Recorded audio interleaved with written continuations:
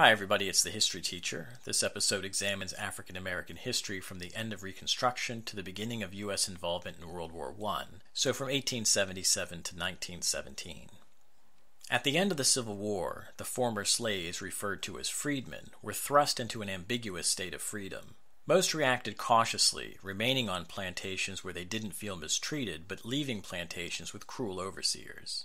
Many began seeking family members from whom they had been separated. A government agency called the Freedmen's Bureau helped them find new jobs and housing and provided money and food to those in need. The Freedmen's Bureau also helped establish schools at all levels for black people, among them Fisk University and Howard University. When it became clear that the government would not break up the big plantations and give some land to the freedmen, black people looked for other ways to find and to work their own land. The Freedmen's Bureau attempted to establish a system in which black people contracted their labor to whites, but the system failed. Instead, African Americans became sharecroppers, which meant that they traded a portion of their crop in return for the right to work someone else's land. That someone else was always white. The system worked at first, but unscrupulous landowners eventually used the system as a means of keeping poor black farmers in a state of near slavery and debt. Abuses of the sharecropping system grew more widespread at the end of Reconstruction, at which point no court would fairly try the case of a black sharecropper against a white landowner. Exclusion from white-dominated society led many freedmen to found their own communities where they could live safely, which meant apart from hostile white people. Black churches were founded as another means by which the African American community could bond and gain further autonomy. When Reconstruction ended, many black people anticipated the fate that awaited them if they remained in the South, so they left. These people, called exodusters, picked up and moved to the Midwest, where they started afresh by establishing thriving, new black communities. One of the most notable was the Greenwood district of Tulsa, Oklahoma, which is often referred to as the Black Wall Street because of its prosperity. African Americans who remained in the South were subject to terrorism, not only unpunished by authorities, but sometimes aided by them. There were 1,132 recorded lynchings of African Americans between 1890 and 1901, but there were almost certainly even more than that.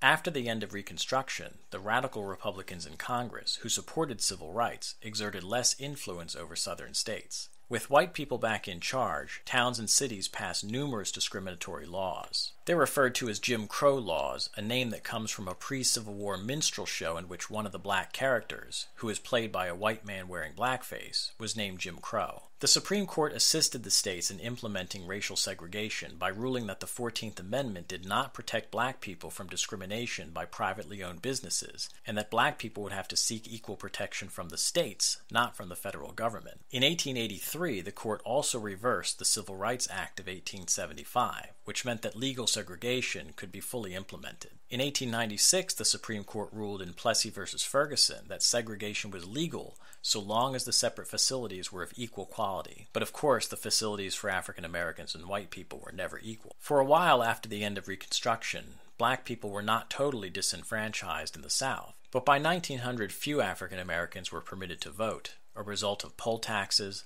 literacy tests, and a Democratic Party primary that was for white people only. After Reconstruction, the Republican Party, the party of Lincoln, disappeared in the states of the former Confederacy. Restoration of white rule in the South hampered public education for African Americans, who relied on church groups and foundations. In this atmosphere, integration and equal rights for African Americans surely seemed to many like impossible goals. But freedom from slavery had also once seemed impossible. The story of African Americans is one of resilience.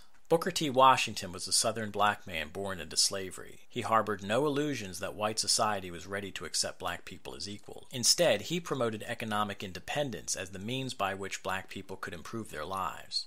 To pursue that goal, he founded the Tuskegee Institute in Alabama, a vocational industrial training school for African Americans. Critics accused Washington of being an accommodationist because he refused to press for immediate civil rights for black people. Supporters argued that Washington simply accepted the reality of his era and offered practical solutions for African Americans which didn't depend on white people. In a speech given in Atlanta, Georgia in 1895, Washington outlined his view of race relations, which emphasized black economic and social self-sufficiency rather than fighting for civil rights. This speech is often referred to as the, quote, Atlanta Compromise, but that name was given to it by W.e.b. Du Bois, who meant it as a criticism.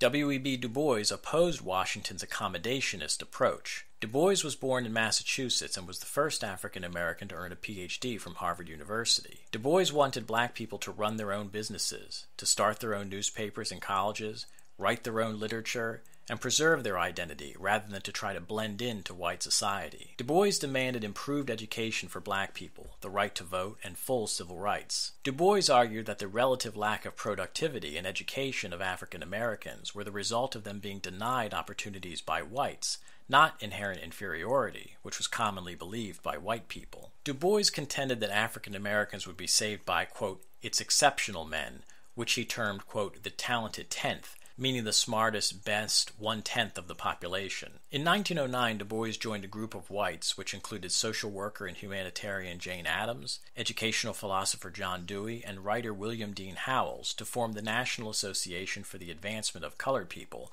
or NAACP, which would work to end racial discrimination. Education for African Americans was the lifelong passion of Mary McLeod Bethune, who was born in South Carolina to parents who had been enslaved. As a young woman in 1904, Bethune founded the Daytona Normal and Industrial School for Negro Girls. A normal school, by the way, was one that trained teachers.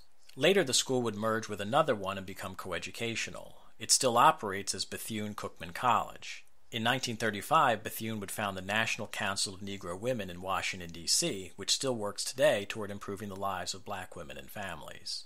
During the presidency of Franklin Roosevelt, Bethune became an important advisor to the administration on issues affecting African Americans. The high-profile advocacy of African American rights by Du Bois and others during this period produced no immediate gains. Even Theodore Roosevelt, who had invited Booker T. Washington to dine with him at the White House, ignored black people when he campaigned for president as a progressive in 1912. His Democratic opponent who won the election, Woodrow Wilson, was a segregationist from the South. As president, Wilson segregated the workforce of the federal government, opposed having a federal anti-lynching law, and refused to appoint a private commission to study racial problems. At a meeting with President Wilson in 1914, William Monroe Trotter, editor of the black newspaper The Boston Guardian, strongly criticized Wilson for his implementation of segregation. Wilson had Trotter removed from the White House. Both Woodrow Wilson and Theodore Roosevelt are considered progressive presidents, but early 20th century progressivism generally ignored the conditions of Native Americans,